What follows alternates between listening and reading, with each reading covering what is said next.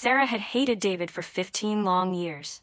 She hated that he was as dense as a brick when it came to romance, hated the constant smell of sweat on him, and hated that he knew absolutely nothing outside of the military. They had waged a cold war against each other, living separate lives and turning their marriage into a graveyard.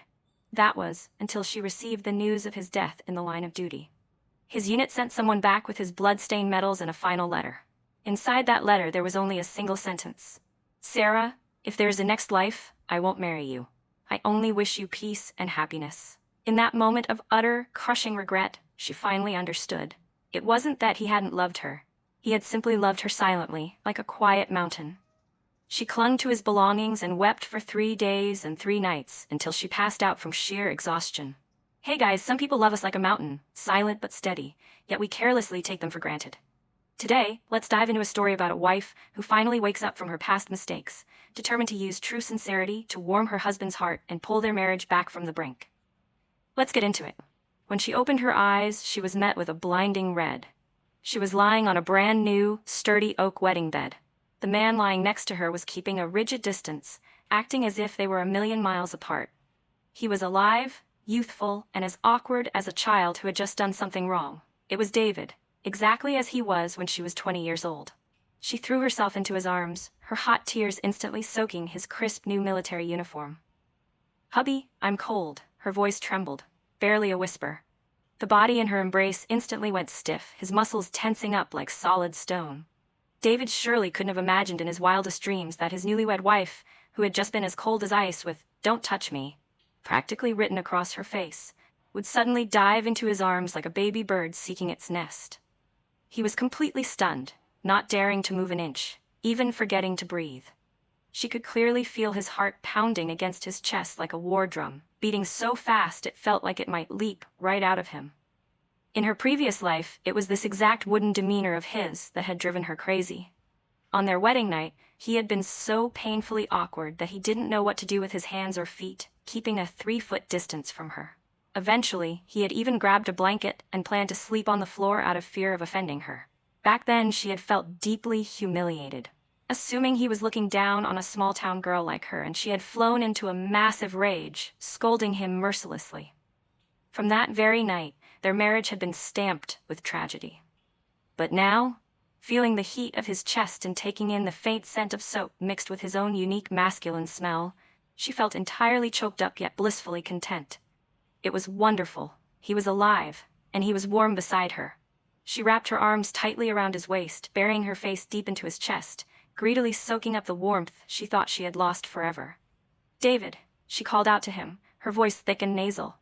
"The bed is too big. I'm scared to sleep alone." That rigid body seemed to relax just a fraction. After a long moment, a hoarse finally escaped his throat. His voice was low and dry, carrying a subtle, barely noticeable awkwardness. Riding the momentum, she nuzzled further into his embrace like a spoiled kitten. "Can you hold me while I sleep?" The air seemed to completely freeze. She could even hear the audible sound of him swallowing. In the dark, she couldn't see his face, but she could perfectly picture it. Right now, it had to be as red as a tomato, his ears practically bleeding from embarrassment. This man was so innocent, it was incredibly endearing. In her past life, she really must have been blind to think he was just a block of wood. He was clearly a volcano. All of his burning passion was simply hidden beneath an icy exterior, just waiting for her to ignite it. Unfortunately, she had wasted 15 years failing to realize that, instead pushing him further and further away. This time, she absolutely wouldn't make the same mistake. "No, it's not proper," he finally managed to find his voice, though he still stammered. You're still an unmarried girl." She let out a soft laugh, causing her tears to flow even more fiercely. "Silly," she said. "We've already registered our marriage. We're legally husband and wife, and the honeymoon suite is covered in bright red wedding streamers. What could possibly be improper?" She lifted her head from his chest and leaned in close to his ear, doing exactly what she had done in the dream she had dreamt thousands of times after he had died in her past life. She gently blew a puff of air. "Captain David, we are husband and wife. Whatever a husband and wife do together is perfectly natural." His body suddenly jolted as if struck by electricity. She could feel his heavy breath hitting her forehead, so hot it startled her. "Sarah, what are you?" She deliberately teased him, her finger gently drawing circles on his firm waist. Don't you like me like this?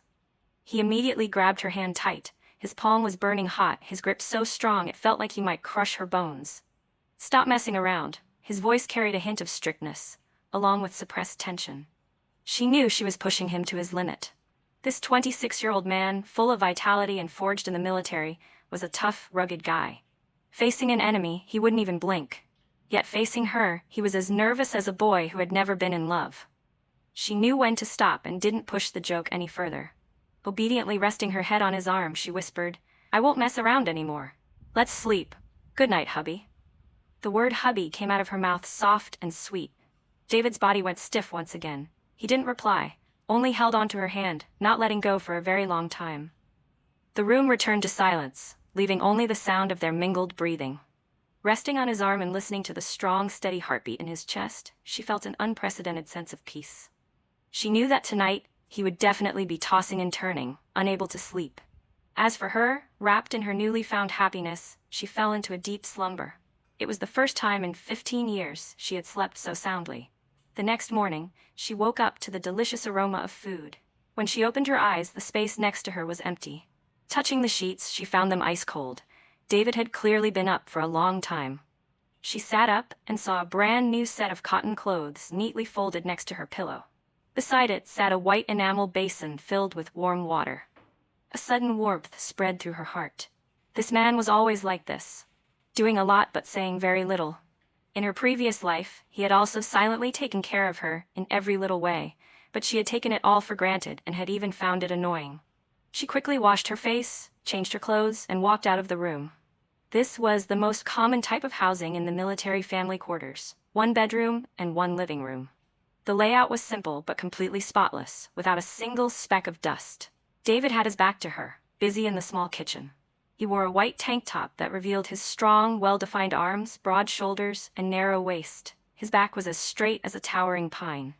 Hearing her footsteps, he turned his head. Upon seeing her, his gaze was somewhat evasive. "You're up. There's porridge and steamed buns in the pot. You go ahead and eat." His voice was still a bit stiff, but much more natural than the night before. She walked over and gently wrapped her arms around his waist from behind. Smells so good." His body instantly went rigid again, and the spatula in his hand clattered onto the stove. "Sarah, what are you?" She pressed her face against his broad, warm back and whispered, "Can't I hug my own husband? It's broad daylight. Don't do this."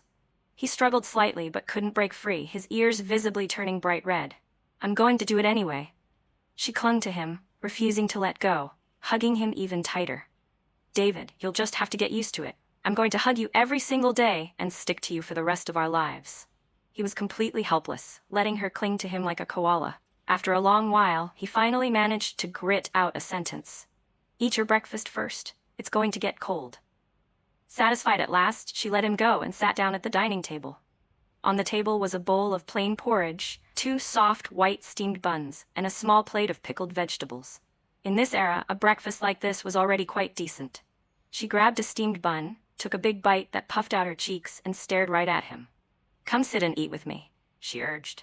He mumbled an agreement and sat down across from her, but he just quietly ate his porridge, barely looking at her. She knew he was still feeling shy. As she ate, she secretly observed him. David was genuinely handsome. He possessed a sharply defined good looks, thick eyebrows, bright eyes, a high nose bridge, and thin lips. When he pursed his lips, he looked somewhat stern. Thanks to his constant training, his skin was a healthy bronze, and his entire being exuded a strong, masculine aura. How could she have had the heart to give such a man the cold shoulder for 15 years in her past life? She must have been out of her mind back then. "What are you looking at?" Flustered by her staring, he finally looked up. "Looking at you," she replied without an ounce of shame. "My husband is so handsome. What's wrong with taking a few extra looks?" David was rendered speechless by her bluntness. His handsome face began to flush red once again, and he had no choice but to duck his head and slurp his porridge, pretending he hadn't heard a thing. Seeing this naive side of him made joy blossom in her heart. Teasing this block of wood was truly the greatest pleasure of her life. After breakfast, he got ready to head to the base. She walked him all the way to the door. "Remember to come home early."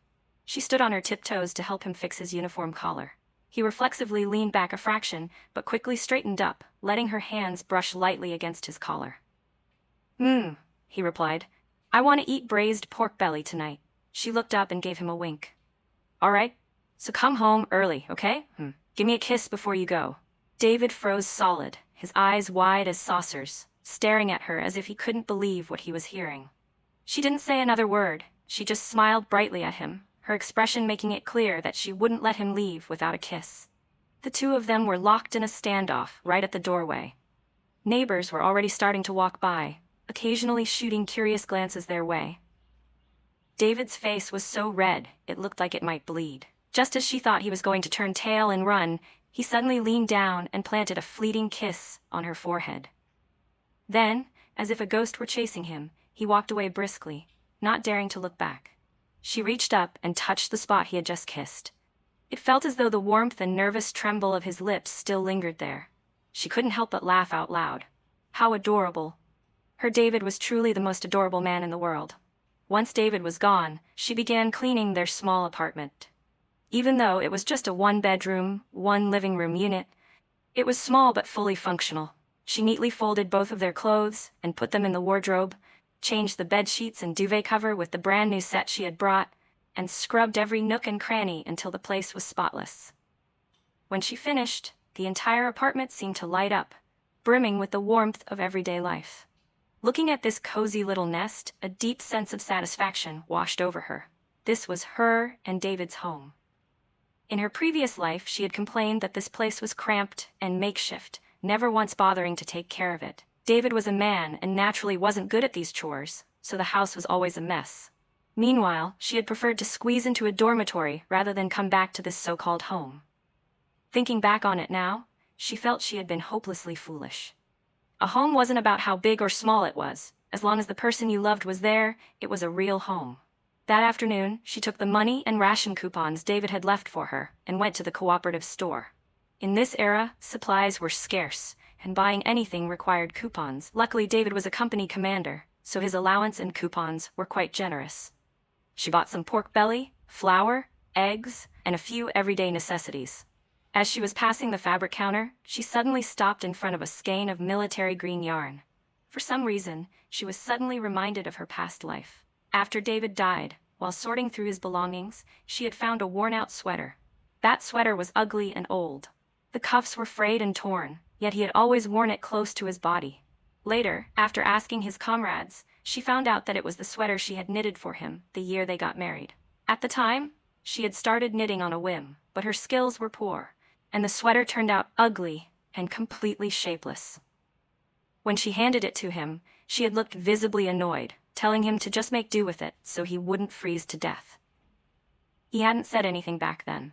He had just quietly accepted it. She had assumed he had thrown it away. She never expected him to keep it and wear it right up until the moment he died.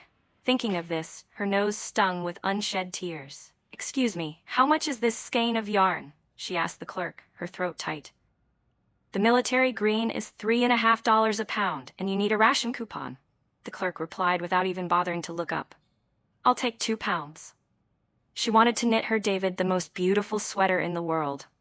Around evening, she hummed to herself as she prepared dinner. The pork belly was cut into even cubes, blanched, and then tossed into the pot. She added soy sauce, rock sugar, star anise, and cinnamon, simmering it slowly over low heat. Before long, the rich, mouth-watering aroma of the meat filled the entire apartment. She also kneaded dough to make handmade noodles. In her past life, she had learned how to cook just to win the favor of someone unworthy. She never expected that in this life, she would finally be able to use those skills for the right person. As night fell, David arrived home. As soon as he stepped through the door, he smelled the delicious aroma of the meat, and his footsteps faltered for a moment. He looked at her bustling around in the kitchen, his gaze somewhat complex. "You're back. Go wash your hands quickly. It's almost time to eat," she said, flashing a smile as bright as the spring sun. He quietly went to wash his hands and then sat down at the dining table.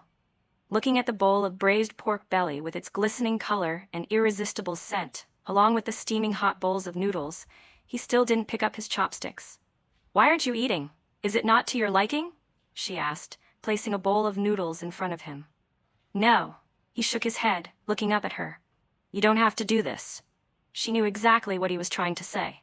He probably thought she was only doing all this to curry favor with him, to secure her place in this home. After all, just yesterday, she was still the Sarah who was always cold and indifferent to him. She put down her chopsticks and looked at him seriously. "David, I'm not trying to win you over," she said softly. "I am your wife. Cooking for you is perfectly natural. I was foolish before, but from now on, I'm going to live a good life with you." Her gaze was so incredibly sincere that it flustered him, forcing him to look away and avoid her eyes. His lips parted as if he wanted to say something, but in the end he remained silent. He simply picked up a piece of braised pork belly and put it in his mouth. The meat was braised to a tender perfection, rich and flavorful without being greasy. He chewed very slowly, as if tasting a rare delicacy. After finishing one piece, he immediately went for another. She knew he loved this dish. In her past life, his absolute favorite was her braised pork belly. Every time she cooked it, he could easily eat 3 bowls of rice in one sitting. "Is it good?" she asked eagerly. He looked up, his gaze meeting her sparkling eyes. Finally, the corners of his lips curled up ever so slightly. "Delicious." It was just one word, and the smile was fleeting, but she still managed to catch it. Her heart was instantly filled with joy. David had smiled. He had smiled at her. From that day on, their married life, much like that pot of braised pork belly, began to grow richer and warmer with each passing day. Every day she made different meals for him: steamed buns, dumplings, stuffed pastries, and hand-pulled noodles. Bit by bit, she made up for the deprivation his stomach had suffered in the military. When his uniform tore, she mended it. When his boots got dirty, she scrubbed them clean. At night, she would sit by the bed under the dim yellow light, patiently knitting a sweater for him. At first, he was hesitant, feeling that a man wearing a sweater was too unmanly. "The unit already issued coats. What do I need this for?" he said awkwardly. "How can a coat compare to a sweater that keeps you warm right against your skin?" She shot him a glare. "I'm pouring my heart into this. Just try not wearing it, I dare you." He instantly fell silent. He just quietly stared at the yarn in her hands, his eyes hiding an emotion she couldn't quite fathom. She didn't press him any further, simply continuing to focus on knitting the sweater. She knew that by the time she finished, even if his mouth said no, his body would definitely be honest. Not long after, the women in the military family quarters noticed that she seemed to have transformed into a completely different person. Previously, Sarah had been cold and arrogant, ignoring everyone she met and always looking as if someone owed her money. But now she smiled warmly and openly at everyone, happily chatting about this and that. Whenever a household needed help, she would proactively roll up her sleeves to assist. The looks people gave her gradually shifted from astonishment to fondness and affection. "Sarah, you really have changed so much," Mary, a warm-hearted neighbor, said as she held her hand. "Before, seeing how things were between you and Captain David, we were all so worried for him. But things are great now. You two are as sweet as honey." She smiled and replied, "I was just foolish before, making everyone uncomfortable watching us." "Oh, come now." Mary gently patted her hand. "Couples fight at the head of the bed and make up at the foot of it. Captain David is a good man. You really have to cherish him." "I know," she nodded firmly. She wouldn't just cherish him. He was a treasure she had traded her very life to get back.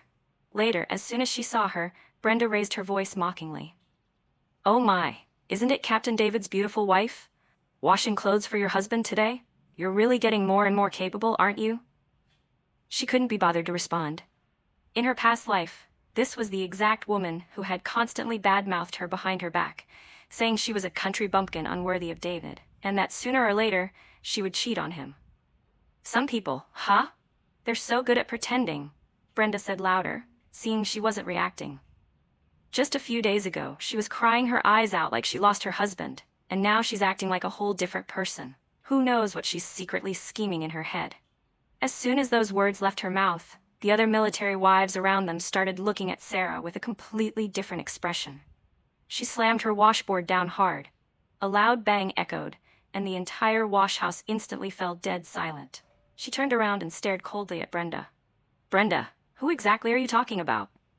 Startled by her fierce glare, Brenda flinched but quickly regained her arrogant posture. "Whoever is answering is exactly who I'm talking about." "Very well." She let out a cold laugh, picked up her basin of freshly washed clothes, walked right up to her, and with a loud splash, dumped the entire basin of cold water over Brenda's head. "Ah!" Brenda let out a piercing scream, instantly turning into a drenched rat. Everyone was dumbfounded. No one expected that Sarah, who had recently been so gentle and sweet, could do something so drastic. "Sarah, are you crazy?" Brenda trembled with rage, pointing a finger right in her face. That's right, I am crazy. She threw the empty basin onto the ground and said coldly, your mouth is too filthy, so I helped you wash it out a bit. Next time you dare to badmouth me behind my back, it won't just be a basin of cold water. After saying that, she didn't even bother to look back, turning around and walking away. Behind her was Brenda's furious cursing and the loud, gossiping chatter of the crowd.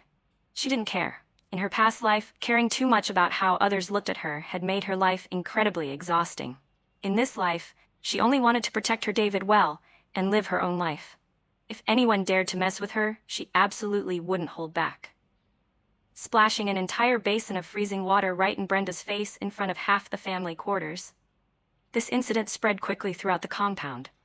The way people looked at her became even more complex, a little wary, a little curious, but absolutely no one dared to speak ill of her to her face anymore. As for her, she was simply happy to finally have some peace. That evening, when David came home, his expression was a bit heavy. I heard about what happened this morning, he said, sitting across from her and looking at her intently. Yeah, she replied quietly. She was sewing a button back onto his shirt, not looking up. Sarah, he hesitated, as if weighing his words carefully. Try not to be so hot-tempered from now on. Her husband is the logistics director. He's not someone you want to cross. She stopped her hands, looked up straight into his eyes and said clearly, David, she can insult me, and I can let it slide. But she fabricated stories about you, saying I would cheat on you. That I cannot tolerate. You are my husband. I might scold you or get mad at you, but I absolutely will not allow anyone else to badmouth you. Every single word she spoke was firm and resolute. The lamplight shone on her face, highlighting her bright, unwavering eyes. David looked at her. His Adam's apple bobbed slightly, his eyes shimmering with complex emotions she couldn't quite read. After a long time, he finally spoke, his voice hoarse. You've been wronged because of me. She shook her head gently, picked up her needle and thread again, and said softly, I don't feel wronged at all. Marrying you is the greatest blessing of my life. He didn't say anything else, just quietly looked at her. The atmosphere in the room became a bit strange. After she said that, she could clearly feel his burning gaze lingering on her, making the hands sewing his button begin to tremble slightly.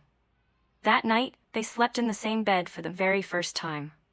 It wasn't because she had thrown herself at him, nor was it because she had whined and demanded it. It was because after she finished washing her face and returned to the room, she found that the man who usually slept on the floor was already lying on the other side of the bed. Although he kept a distance, as if there were a massive gorge between them, he had finally gotten into the bed. Her heart involuntarily skipped a beat.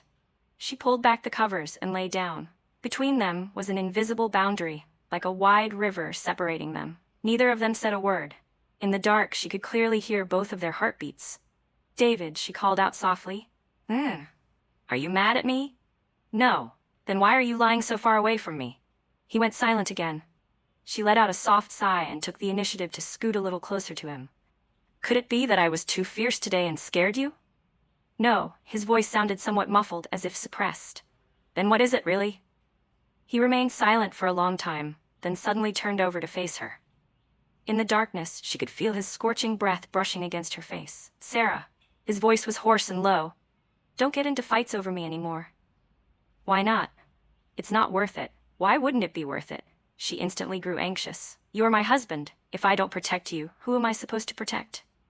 He seemed like he wanted to say something else, but in the end, he just let out a sigh. Go to sleep, he said, turning his back to her.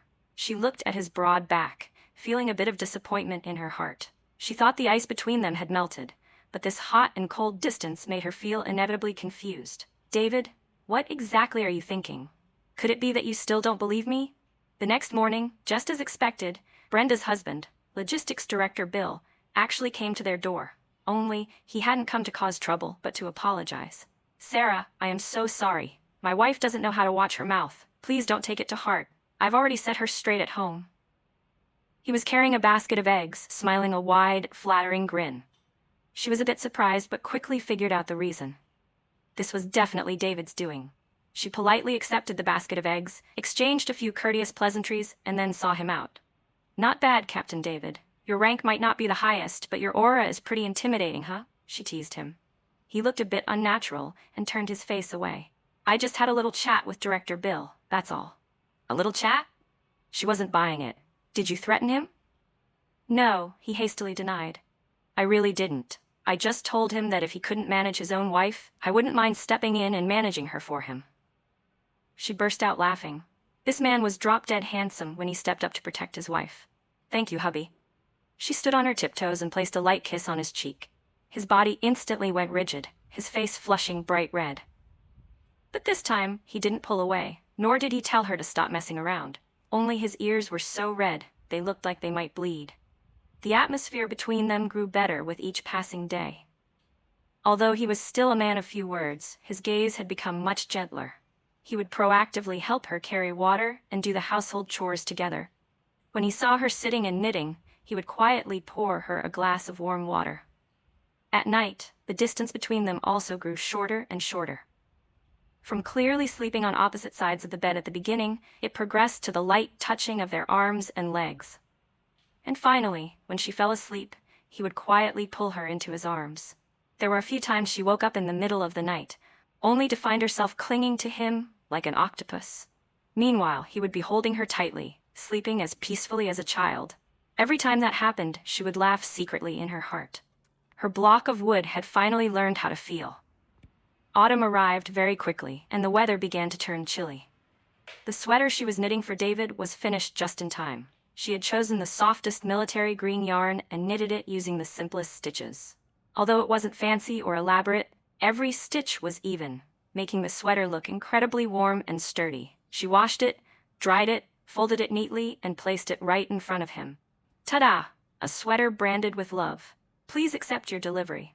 He looked at the sweater, his eyes holding a complex emotion, and reached out to touch the soft, smooth wool under his fingertips. Go try it on, she urged. He hesitated for a moment, but still took the sweater and walked into the room. It wasn't long before he stepped out wearing his new clothes. The size was a perfect fit, highlighting his muscular physique, broad shoulders, and narrow waist. He looked incredibly handsome and full of striking presence. Does it look good? He asked, a bit shyly. You're the most handsome man in the world, she praised without holding back. My husband looks good in anything. The corners of his lips curled up uncontrollably. From now on, whenever it gets cold, you have to wear it right away. You're not allowed to take it off, she ordered bossily. He nodded firmly. From that day on, as long as he wasn't going out to the training grounds, he would always wear that sweater under his military uniform. She knew he wasn't just wearing it to make her happy, he genuinely liked it. Because in her previous life, he had worn this exact sweater when he stepped onto the battlefield, where life and death hung by a thread. At the thought of this, her heart twinged with pain. She cast her eyes toward the calendar.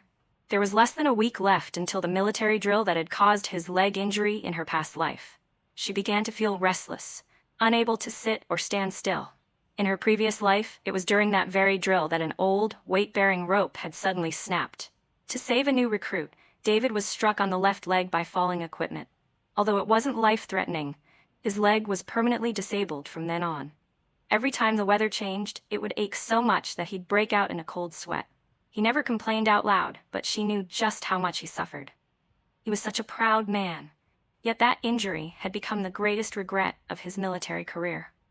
In this life, she absolutely could not let that tragedy repeat itself.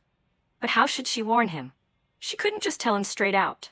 There's going to be an accident in a few days. You need to be careful.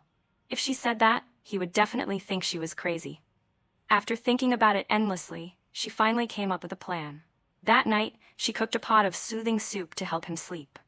In the middle of the night, she suddenly bolted upright in bed, letting out a short but piercing scream. "Ugh!" Startled awake by her cry, David hastily turned on the bedside lamp. "What's wrong?" He looked at her with deep worry. Seeing her face covered in cold sweat, deathly pale, and her entire body trembling, he asked, "Did you have a nightmare?" He pulled her into his arms, gently patting her back. She buried her face into his chest, trembling like a leaf, her voice choking up. I dreamed about you." "What did you dream about?" "I dreamed you were participating in a military drill, and then a rope snapped. You fell from really high up and there was blood everywhere," she stuttered, unable to control her tears. She wasn't acting, she was genuinely terrified. Just recalling the image of him covered in blood in her past life made her heart ache as if it were going to burst. David felt her fear and held her tighter.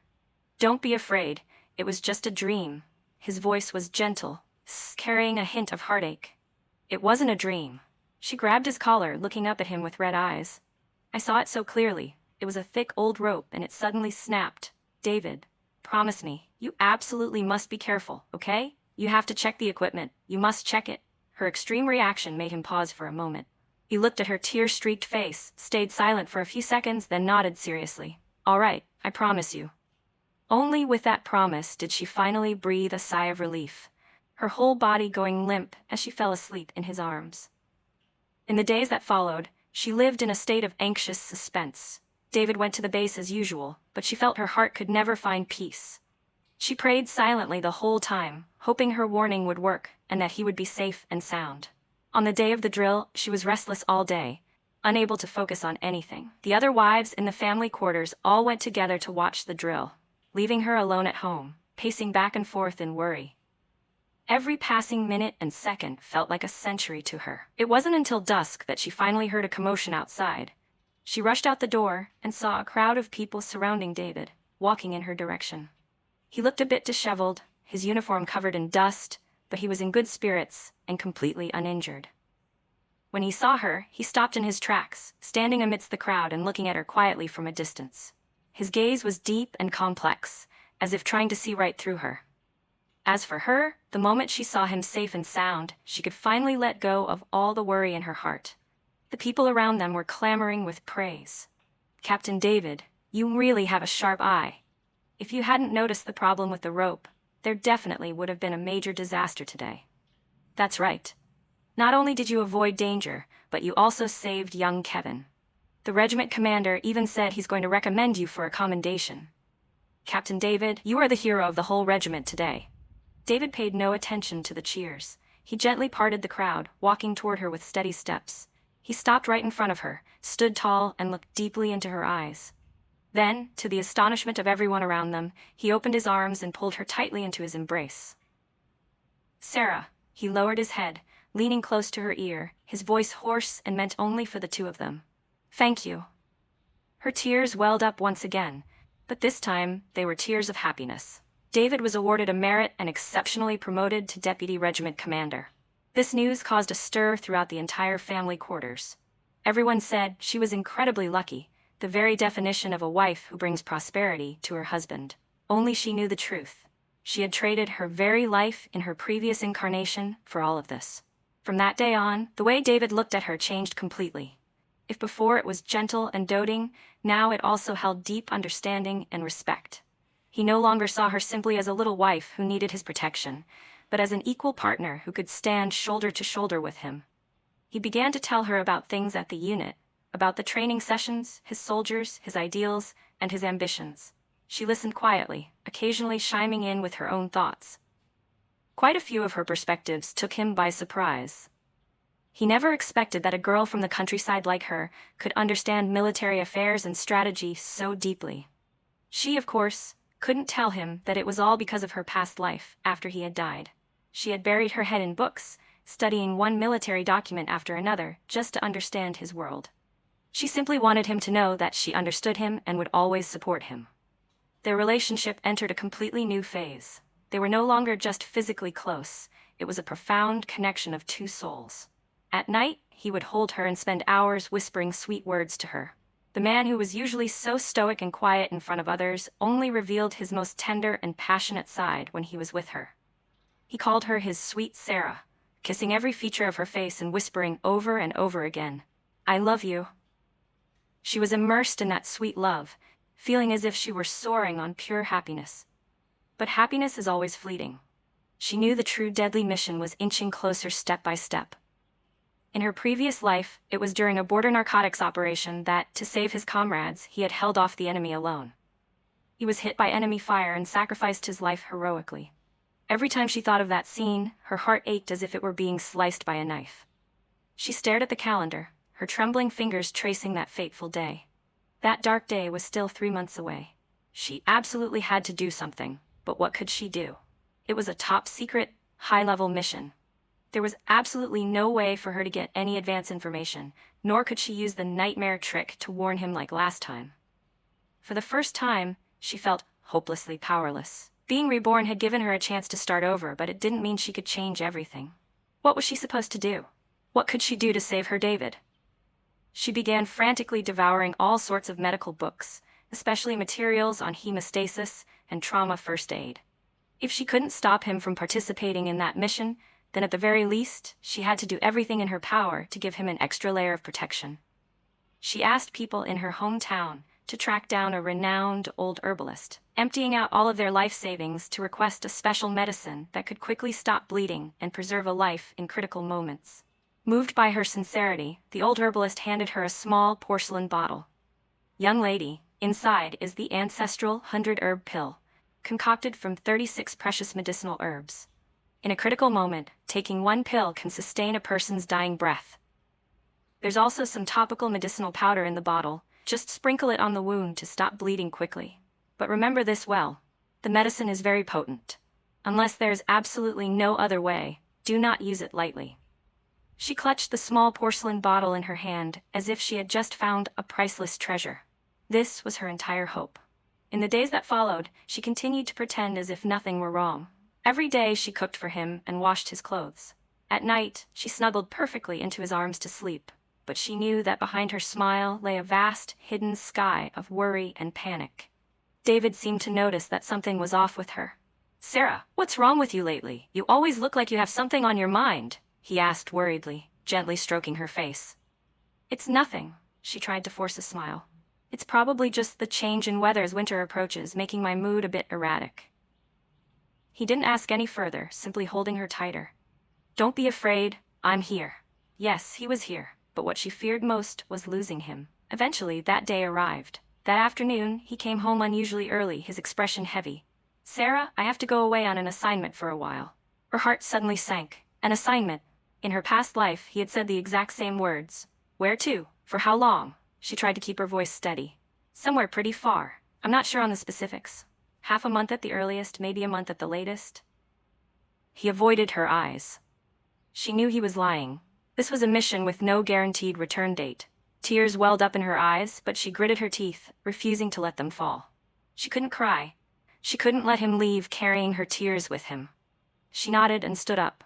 "I'll go pack your bags for you."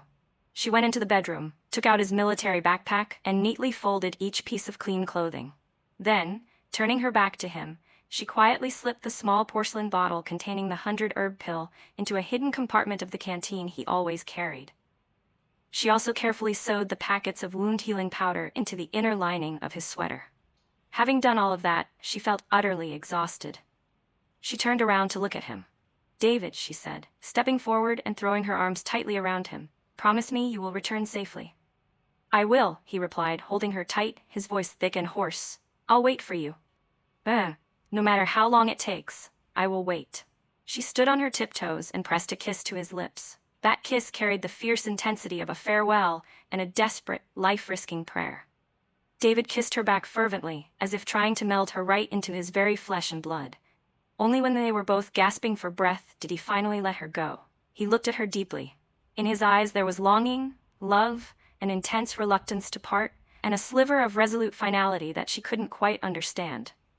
Then he turned around, and without looking back, walked away with decisive steps. The moment the door clicked shut, she could no longer hold herself together. She collapsed to the floor, sobbing uncontrollably. "David, you must come back. You absolutely must come back alive to see me." On the second day after David left, she fell ill. She ran a high fever that wouldn't break, her mind foggy, her whole body slipping into a delirious state. Worried about her, Mary took her to the base clinic. The doctor said she was suffering from severe emotional trauma and extreme psychological stress, and that she needed rest and recuperation. Lying in the hospital bed, she felt completely apathetic. Her mind just played the image of David's resolute back as he walked away, over and over again. In her previous life, it had been exactly like this. After he left, she had fallen gravely ill. But by the time she recovered, what awaited her was the devastating news of his death. No. In this life, it absolutely cannot end that way. She had hidden the medicine in his canteen and sewn the healing powder into the sweater he was wearing. He would be fine. He absolutely would be fine. She repeated those words in her head like a mantra. Yet her fear still rose like a ferocious tide, wave after crashing wave, threatening to drown her. She stayed in the clinic for 3 days. Once her fever broke, she adamantly demanded to be discharged. Mary advised her to rest for a few more days, but she just shook her head. I have to go home and wait for him. Only in that small apartment, filled with his lingering warmth, could she feel her heart calm down even just a little. Upon returning home, she began living her days counting every single hour. Every day, she would scrub the apartment spotless, cook his favorite dishes, and sit there waiting for his return. When the food grew cold, she would throw it out, only to cook it all over again the next day. She repeated this cycle endlessly. The other wives in the family quarters looked at her with eyes full of pity and concern. They probably all thought she had gone mad. Only she knew that she was using this routine to hold on to her last shred of hope.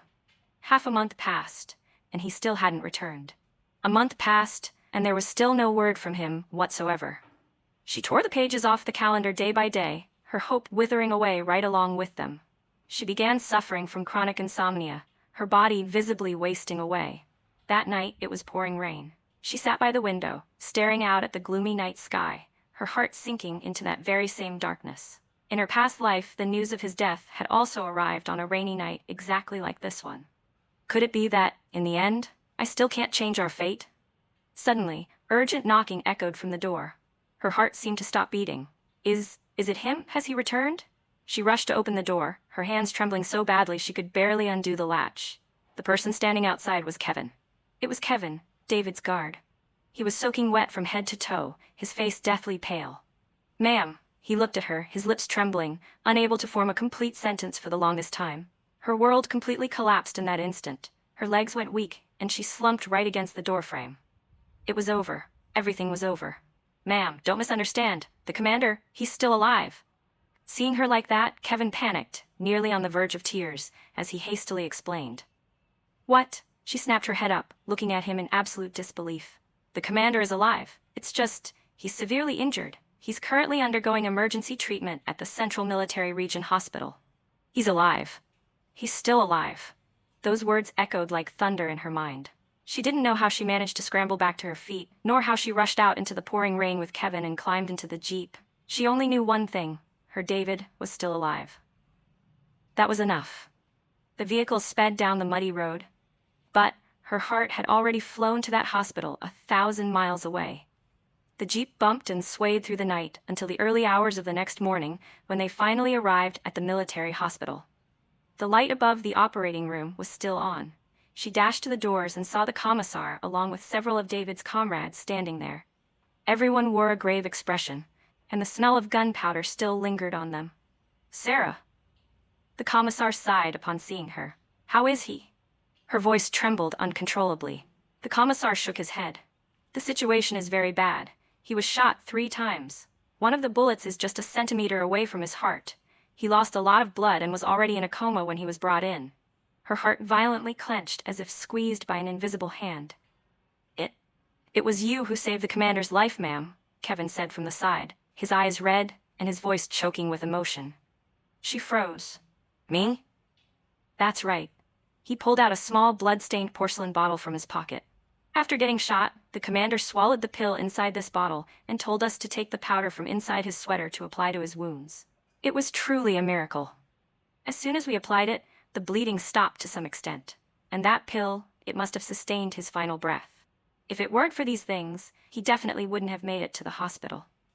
Looking at the familiar porcelain bottle in his hand, she couldn't hold back her tears any longer, letting them fall like rain. It worked. My medicine actually worked. She stood outside the operating room for a full day and night. When her legs went numb, she leaned against the wall. When she was hungry, she chewed on some dry rations, and when she was thirsty, she took a few sips of cold water. Her eyes never left the operating room doors, not even for a single second. Finally, in the early hours of the 3rd day, the operating room light turned off. The doors opened and the doctor walked out, his face etched with exhaustion. She rushed forward and grabbed the doctor's sleeve, her voice trembling on the verge of tears. Doctor, how is he? The doctor pulled down his mask, flashing a relieved smile as if a tremendous weight had been lifted. We've removed all the bullets. The surgery was very successful. The patient has an incredibly strong will to live. He has now passed the critical stage. Past the critical stage. Her legs gave out, and she collapsed onto the floor. Cheers and applause erupted around her, but she couldn't hear any of it. All she knew was that her David had been pulled back from the gates of death by her own hands. David was transferred to the intensive care unit. Through the thick glass, she watched him lying on the hospital bed, his body connected to countless tubes, his face as pale as a sheet of paper. Her heart ached as if it were being torn to shreds. Even though he had survived, his injuries were just too severe. She kept vigil outside the ICU for 3 days and 3 nights. 3 days later, he finally woke up. She was granted permission to visit him. Dressed in sterile scrubs and wearing a mask, she gently walked up to his bedside. He had his eyes open, staring blankly at the ceiling. Hearing her footsteps, he slowly turned his head. The moment he saw her, a faint light gradually returned to those empty eyes.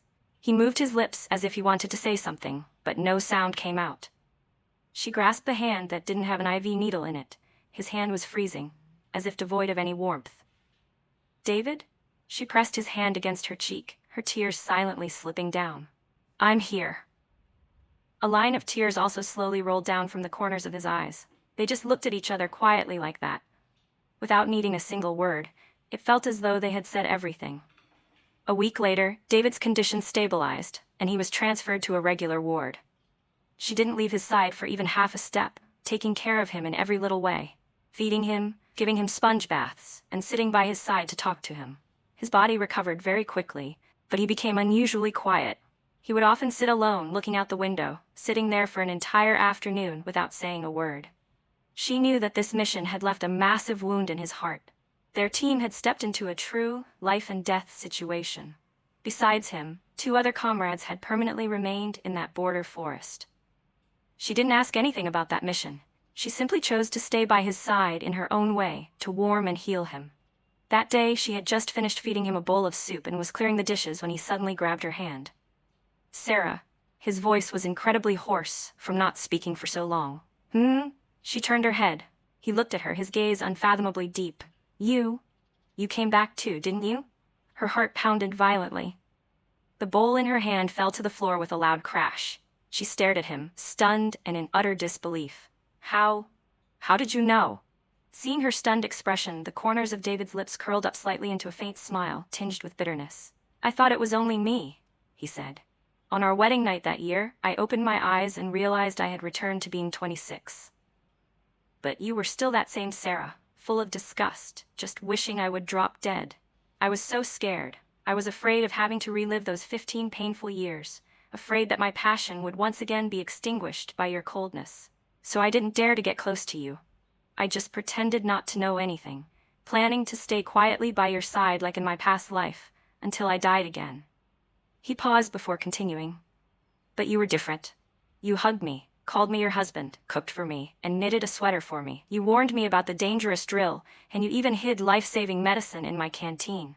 Sarah," he squeezed her hand tightly, his eyes turning red.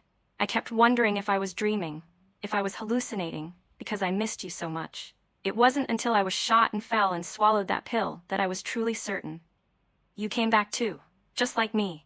You brought the memories of our past life and returned to where we started." His words were like bombs exploding in her mind. She finally understood.